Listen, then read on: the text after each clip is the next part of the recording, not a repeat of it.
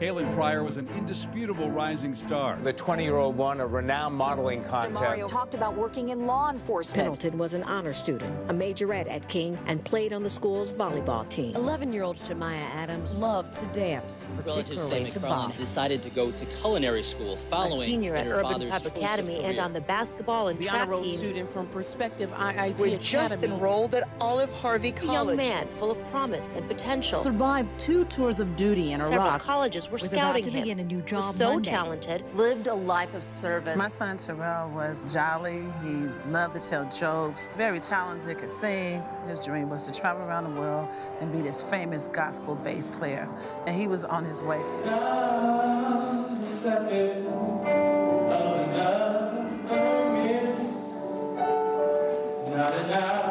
Terrell was at church.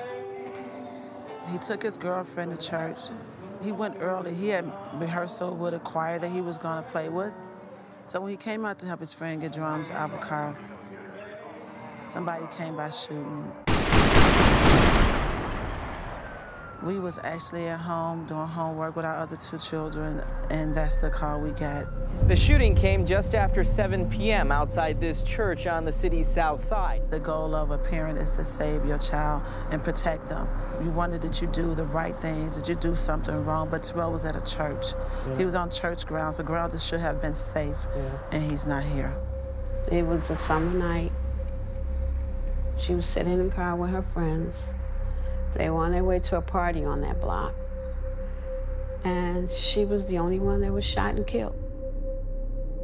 She wanted to be an attorney. She was 21 years old.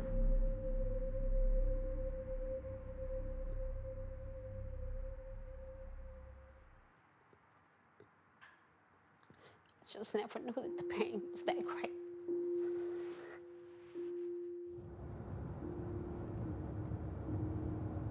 Chicago's violence problem is directly linked to the number of illegal guns, the majority of which come from states with weak gun laws. 60% of guns found in Chicago crime scenes are trafficked into the city from other states. Over the past 4 years, more than 1,000 firearms seized in Chicago came from Mississippi. 695 guns found in Chicago crime scenes were originally sold in Wisconsin. In 6 years, 3,824 guns that were used in crimes which came from our next-door neighbor, Indiana. Chicago police said they have seized more than 6,500 illegal guns this year. 130 illegal weapons each week. More than 4,800 firearms. One gun's been seized every 72 minutes. Most of the shootings took place in poor neighborhoods, far from downtown and tourist attractions. One reason much of the city seems to be shrugging its shoulders.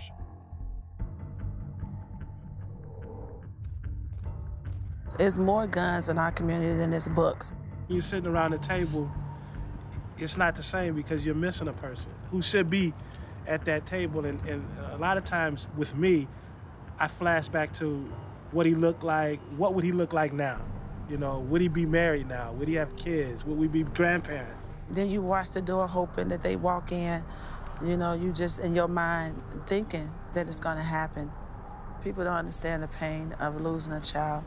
It's a horrible feeling, and you go through depression. So the first year, the pain was so bad, I tried to take my life. I sat in the car, and I let the car run, trying to die from the carbon monoxide.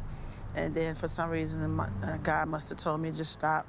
I feel for Chicago because it's a bloodbath out here.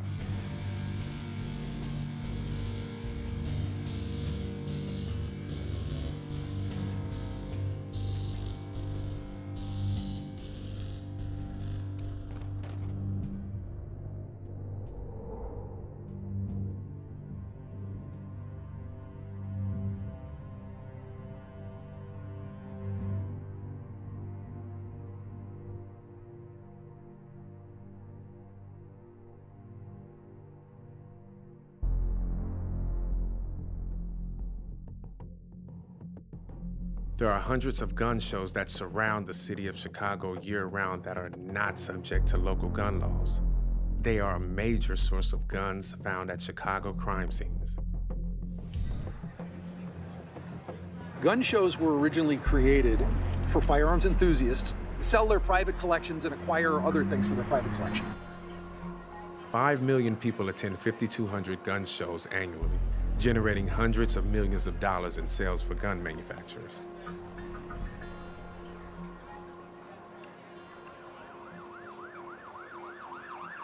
Deontay wasn't a really big outside person. A lot of time I used to fuss on him like, don't you have some friends or something? Go outside sometime.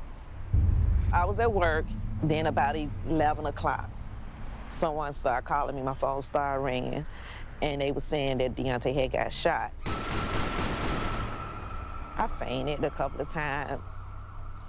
He asked me what was my son's name, and I told him.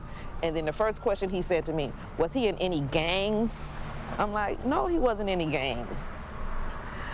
And why would you ask that? He's not a gangbanger. In my hospital, 54 kids got shot last year, and they trickled through the news one at a time and then faded out of people's public conscious. Where is that outcry for these kids, right? It's not happening all at once. It's this chronic, steady stream of violence in their lives. And to think about those numbers in those terms, if you shift the way people think about it, maybe they'll get more mad about it.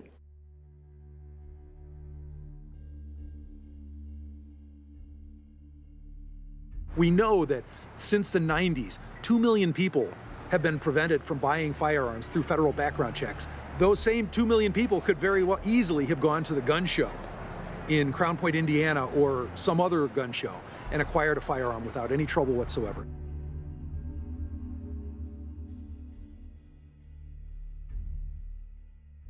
Andrew Holmes is a fixture at crime scenes in Chicago, consoling victims in times of grief. Now, he finds himself on the other side of a story that he knows all too well. My daughter's always calling me. I really thought that call that was coming in was her, and he told me my daughter had been shot. I worked very hard for many years as an activist to reduce gun violence.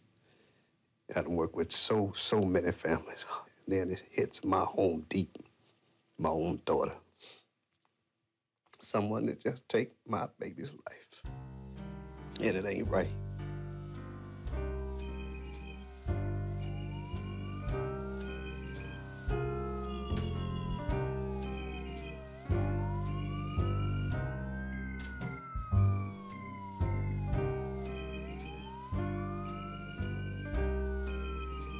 They all know someone who was shot. They all love someone in their family who was shot, or they've personally been shot.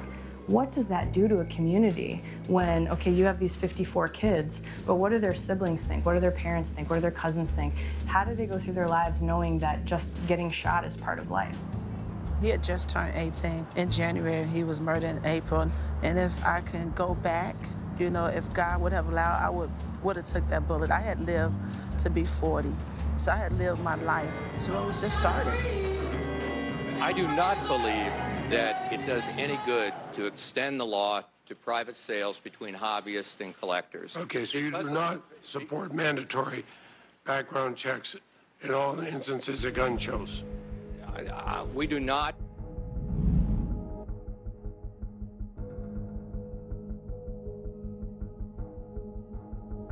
This is an easy hunt right here because this is a highway straight to Indiana. You get on this highway here, head straight to Indiana, wherever they can have easy access to buy the guns.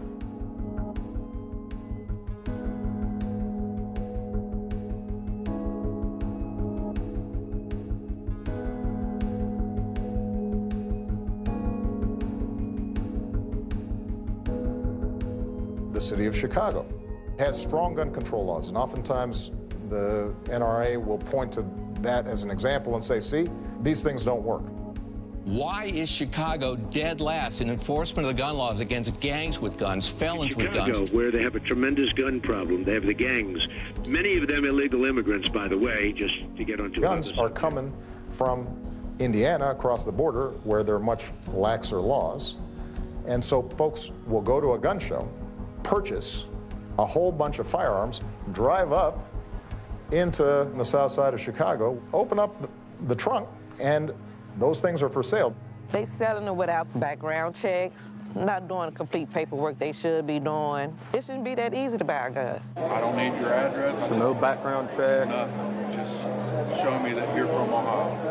Good. Well, that's good about background check, because I probably couldn't pass one. I don't care. 40% of gun sales in our country don't require a background check. It's been trivialized by calling it the gun show loophole. It's not only the gun show loophole, it's the internet loophole, it's the newspaper classified loophole. What is the cost to society overall, right? These kids have decades of life ahead of them. What would they have done if they didn't get shot? Or who could they have been if they didn't grow up in a community of violence? Then, of course, there's the city of Chicago. More people killed there last year than American troops killed in Afghanistan.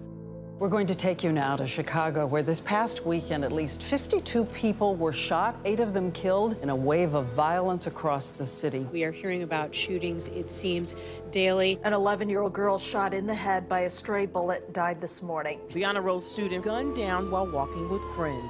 17-year-old was shot in the chest and killed last night. Another violent weekend here in Chicago. 3-year-old including a 1-year-old girl gunned down in a weekend of violence so 4 children was the innocent victim of a drive-by shooting. Good evening, everyone. At least 5 people have been killed by gunfire this holiday weekend, 13 more wounded. He had told me that he wanted his mom to have a pendant for Mother's Day because she had just been promoted to lieutenant with the Chicago Fire Department.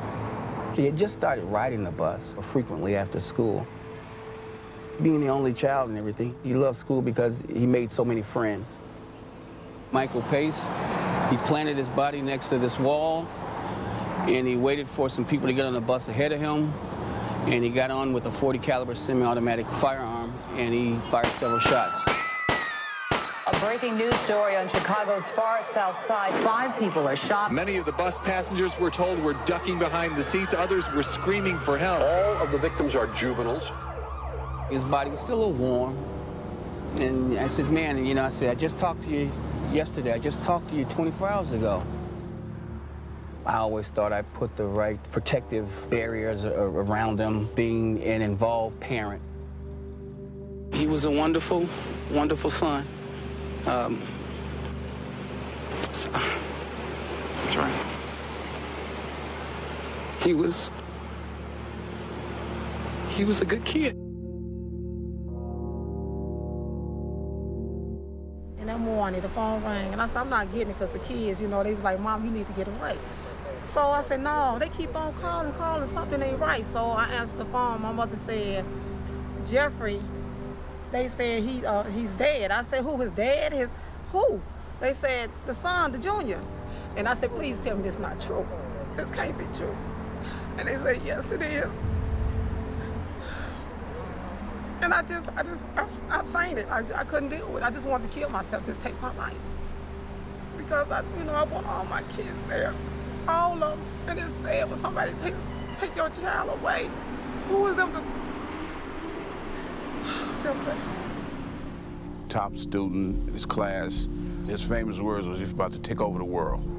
A man waits all his life for his son to get grown so you can have that conversation where you can talk, speak man to man to your son, and now he's gone. It's just snatched away. I didn't speak, I didn't move of anything, It's moaned like a wounded animal. You don't want to get up, your heart feel like somebody just ripping it apart. Just a terrible thing for any mother to lose their child. That's pain that you never, ever get over. No mother should ever bury a child. Our children are supposed to bury us. And going through it, I feel for every mother.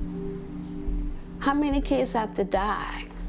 African Americans and Latinos, they don't manufacture, they don't make guns. So how are they getting into the community? Follow the money to figure out whether the industry has anything to do with the flood of guns that hits our streets every year.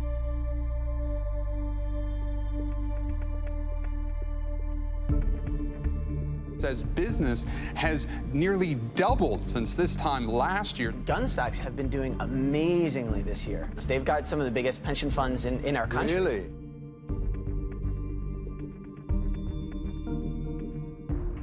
And every day you try to move forward and you turn on the TV and you see young kids, the age of 9, you're back where you started. It's just crazy in Chicago right now. And the NRA, they don't care. They just want to make their money. The pain is 9 years for us. It'll be 10 next year. The pain do not change. It don't go away. You just learn how to put your front face on and keep it moving. We went to Springfield and we was talking to the representatives, and we had Todd there from the NRA, and we was explaining, you know, our children, we don't have our babies. And he was like, well, we need money. We need jobs, we need money. So I get it that the NRA, they don't care about our children's lives. They scare Americans into saying, okay, you better go buy your guns because you're gonna have laws that's gonna keep guns out of your hands. No, that's not true. They know it's not true.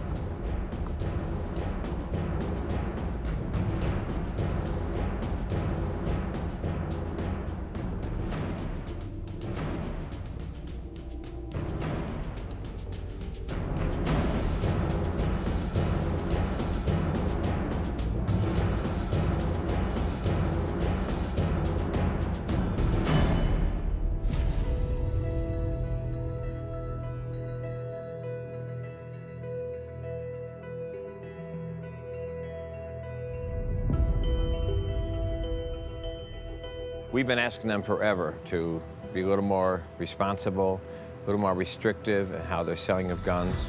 And they just ignore us because it's a money issue. It's all about money. And the villages really have left them alone because it's a big tax base.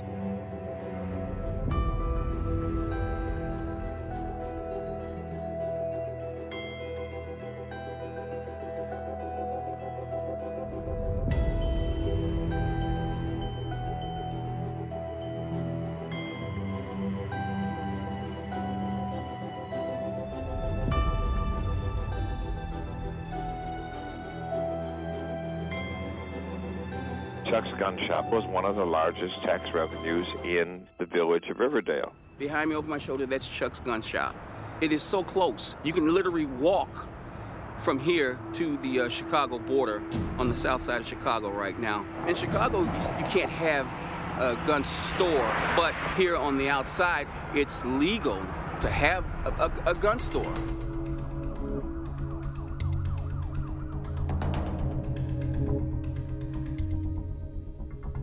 A lot of our guns that's in our city that's killing our children is coming from this particular store.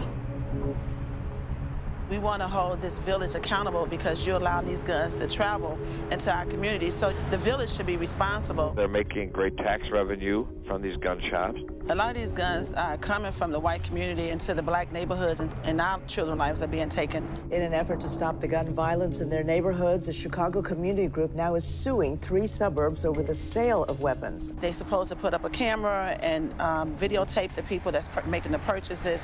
What people do is they'll come into a gun store and purchase a gun, and knowing that they purchased it for somebody else. So we need them to train the attendants too, that's selling the guns, and identify when the straw purchase is taking place. Community activists who are plaintiffs in this lawsuit accuse the Village of Lyons and 2 other municipalities of closing their eyes to shady practices by gun dealers so they can benefit from revenue brought into their towns by the gun stores. The lawsuit calls for the villages to mandate employee background checks, prevent straw purchases, implement anti-theft measures, and maintain a log of gun sales that are later recovered from Chicago crime scenes. What we found is that many people support the measures that we're asking for. The turnaround was in 3 months. I was surprised that it went that fast. So I'm grateful that this gun shop wants to help us save lives in Chicago. And we just wanted to commend the Village of Lyons for taking the first step in the lead in this mission to reduce easy access to guns to individuals that shouldn't have them. I believe in activism. We won't have to change things. That's the only way. They shut down State Street for a time, marching with a message. These guns got to go! Stop selling guns that kill our kids! Something has to be done. They should want to change the laws. I mean, everything shouldn't be about money.